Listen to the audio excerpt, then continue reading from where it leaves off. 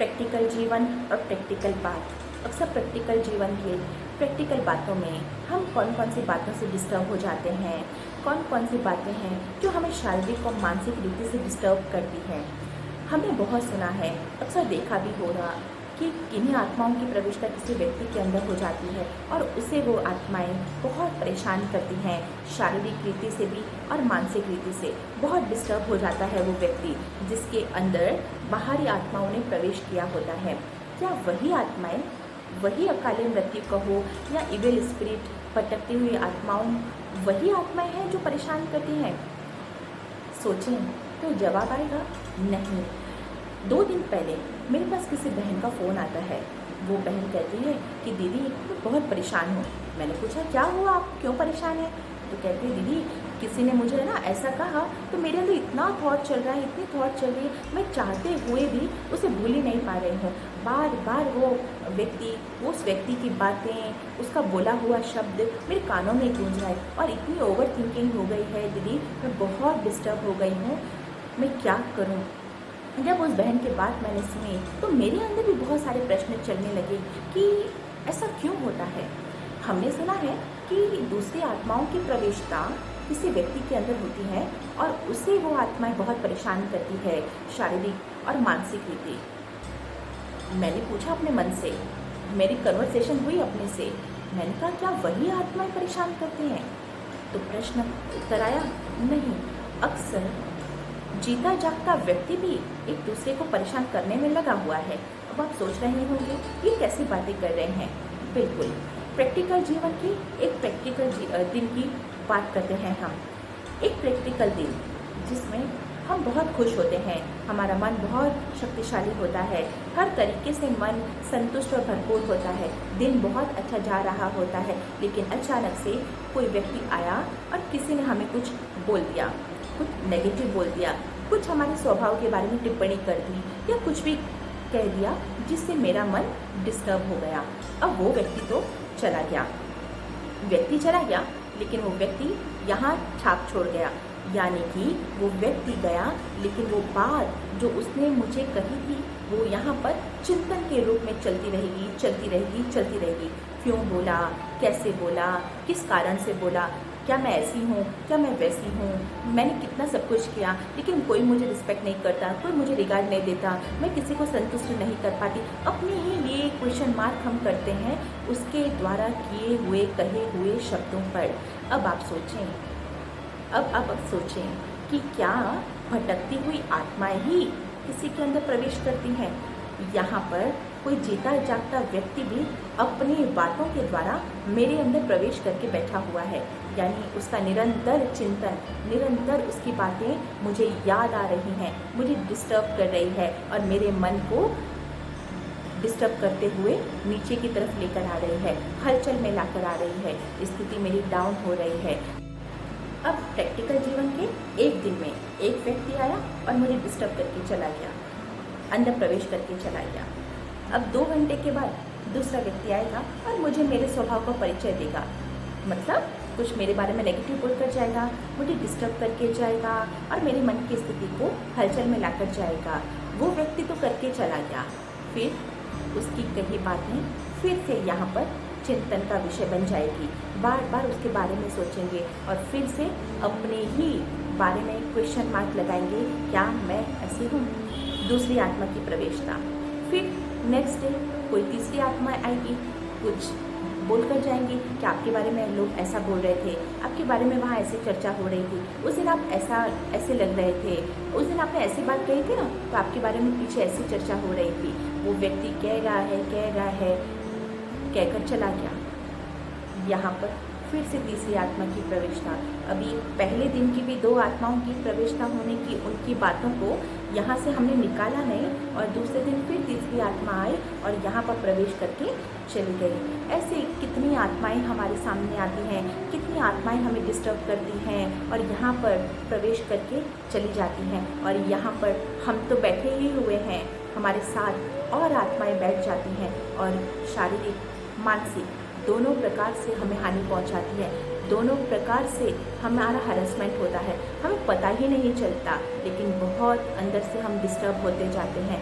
उनकी बातें हमें इतना डिस्टर्ब करके जाती हैं, तो अपना सेल्फ कॉन्फिडेंस या फिर हम अपने ही बारे में क्वेश्चन उठाते हैं कि क्या मैं ऐसी हूँ। अक्सर हम दूसरों की बातों को इतना इम्पोर्टेंस क्यों देते हैं?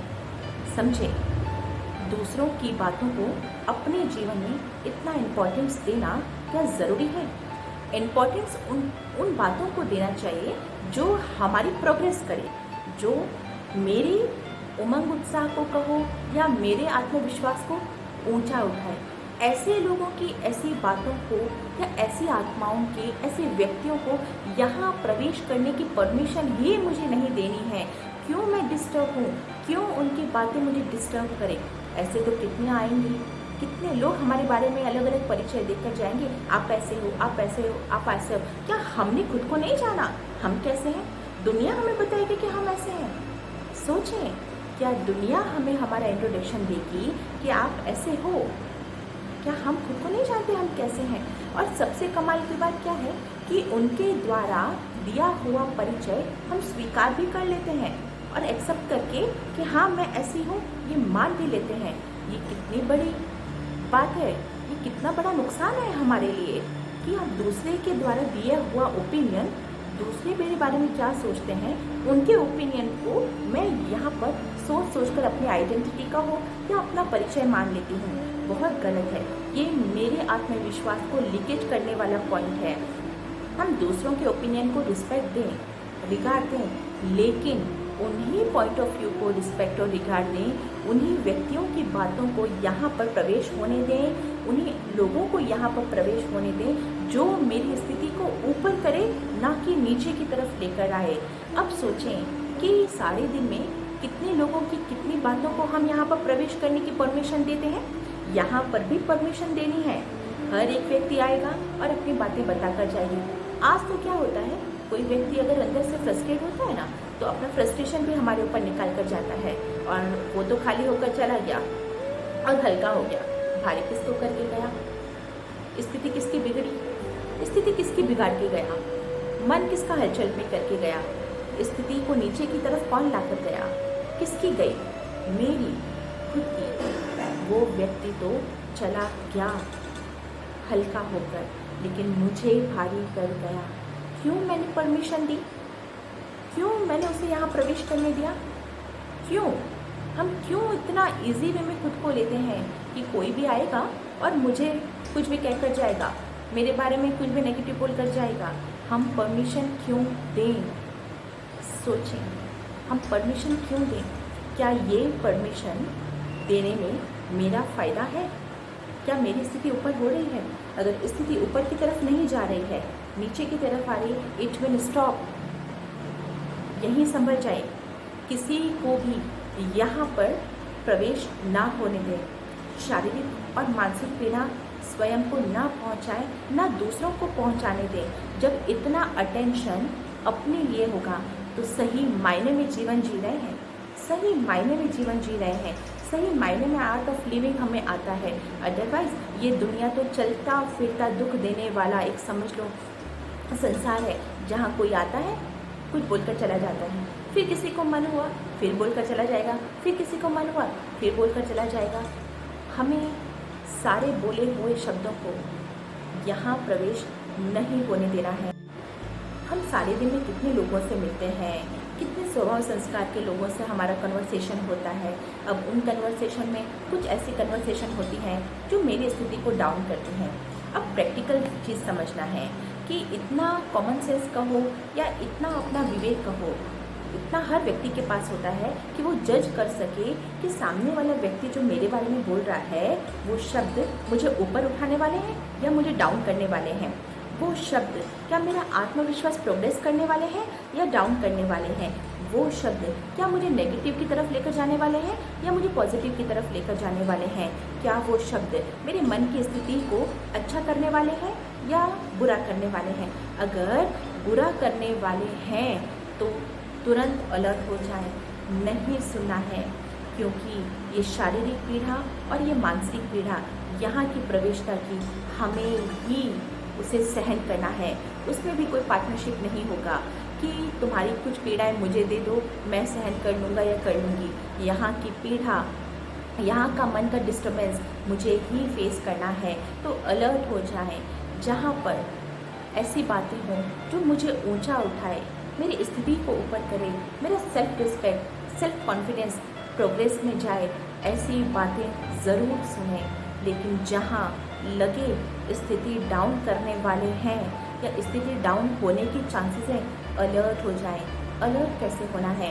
जैसे कहते हैं ना कि युद्ध के मैदान में जो योद्धा होता है वो बहुत अटेंशन से, बहुत अटेंटिव होता है, अलर्ट होता है। कब किसका वार हो जाए उसके लिए उसे बहुत अलर्ट होना पड़ता है। वैसे ही जब संबंध संपर्क के लोगों में जाएं, जब समाज में, सोसाइटी में जाएं या कोई आपके घर आए, अलर्ट हो जाएं, क्योंकि बातें होंगी। लोगों के साथ कन्वर्सेशन भी करना पड़ेगा, सुननी पड़ेगी, करनी पड़ेंगी बातें, सब कुछ होगा। लेकिन इसके साथ अपने अंदर एक अटेंशन का पहरा सदा हमें देना है कि हम जो सुन रहे हैं या जो व्यक्ति मुझे बोल रहा है वो मेरे लिए कितना फ़ायदेमंद है। अगर नुकसान है तो वहाँ से हट जाइए, और अगर फ़ायदा हो रहा है तो ज़रूर खड़े होकर सुनिए, 2 मिनट एक्स्ट्रा निकालिए। लेकिन जहाँ अपनी प्रोग्रेस हो रही है, जहाँ अपना सेल्फ कॉन्फिडेंस बढ़ रहा है, बिल्डअप हो रहा है, वहाँ ज़रूर समय निकाल कर उस व्यक्ति से बात करें, उस व्यक्ति का संग करें। लेकिन जहाँ पर लगता है कि मैं डिमोटिवेट हो रही हूँ, वहाँ से खड़े होकर चलते बनिए। बाहरी व्यक्तियों को डिस्टर्ब करने की परमिशन दी है, उस परमिशन को आज से नहीं दें, क्योंकि एक बार परमिशन देंगे तो सामने वाले व्यक्ति को दूसरी बार मौका मिलेगा, तीसरी बार मिलेगा, चौथी बार मिलेगा। फिर क्या होगा? यहाँ थे, यहाँ आ जाएंगे। हम कहाँ हैं? हमारी स्थिति कहाँ है? यहाँ पर किसी को भी अपनी परमिशन के बिना प्रवेश होने की इजाज़त ना दें। यहाँ पर बोर्ड लिख दें, नो एंट्री। वास्तव में बोर्ड नहीं लिखना है, लेकिन अंतर जगत के संसार में ये बोर्ड लगा दें कि यहाँ पर उन्हीं व्यक्तियों की प्रवेशता अलाउ है जो मेरी स्थिति को ऊपर करेंगे, डीमोटिवेट करने वाले या मेरे कॉन्फिडेंस को डाउन करने वाले या मेरी प्रोग्रेस को डाउन करने वालों को यहाँ नो एंट्री है।